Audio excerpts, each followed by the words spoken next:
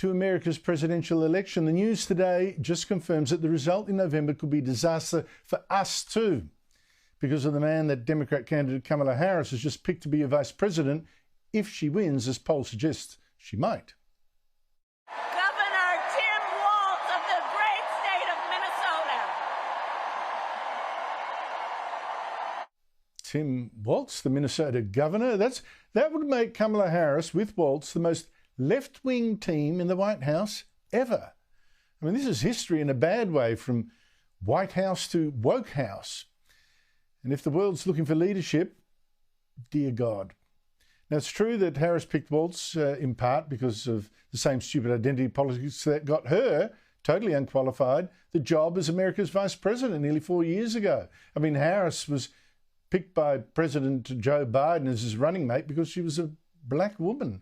And that was to balance Biden being a white man. But it seems his identity politics cuts both ways. Now that Harris is the Democrat candidate, she's picked, of course, a white man.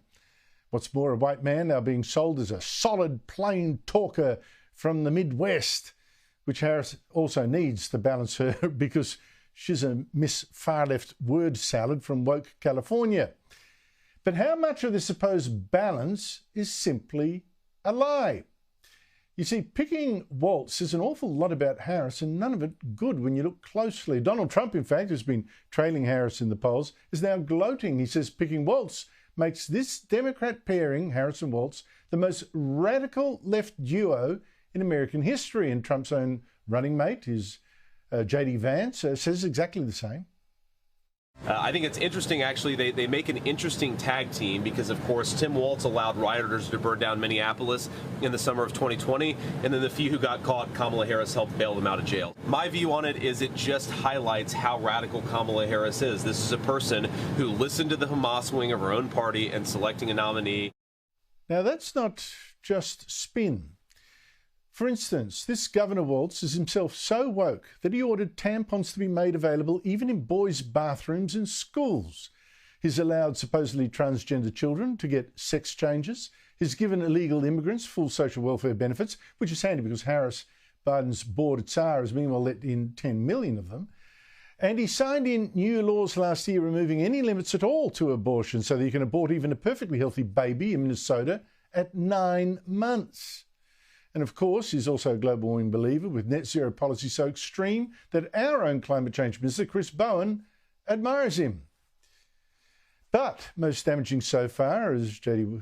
Vance suggested, are these claims that Walz is so weak or woke that he waited 2 days before sending in the National Guard to restore order while Black Lives Matter protesters torched Minneapolis after police there killed their local black criminal, George Floyd. Walz fiddled while his Minneapolis burned, leaving smoking ruins. Rioters also looted shops, while Walz instead made inflammatory speeches seeming to condone the rioters' violent anger, while his wife got high sniffing the smoke from the fires. You listen, it's amazing.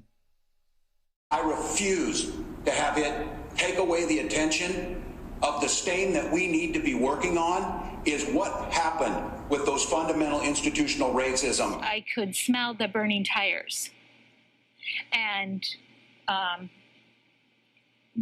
that was a very real thing. And I kept the windows open for as long as I could because I felt like that was such a touchstone of what was happening. That's not just woke, that's scary. Especially since Kamala Harris was meanwhile helping to raise bail money for rioters that had been arrested. Now, there's one other thing that should make you wonder why Harris picked this schmuck as her running mate when he doesn't even lead one of the crucial states she needs to win. It's a very damaging thing, especially given Walz is up against J.D. Vance, Trump's running mate, a former Marine who served in Afghanistan. Walz himself, yes, he served in his National Guard for 24 years, becoming Command Sergeant Major. Patriotic, except he quit during the war on terror just after he heard his unit was being transferred to Iraq.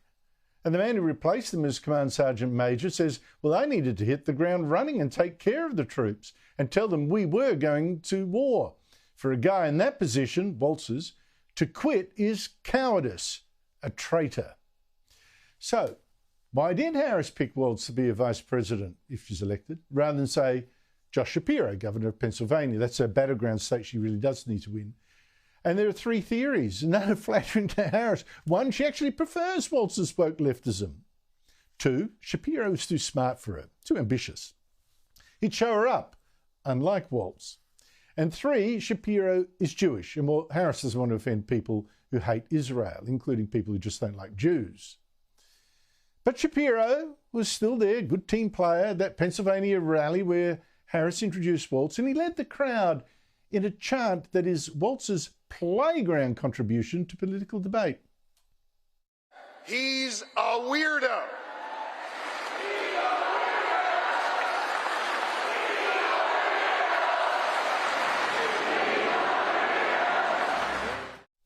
And they say Donald Trump is bad. Well, if that's the Democrats under Kamala Harris, then save us all if she's the next president of the United States.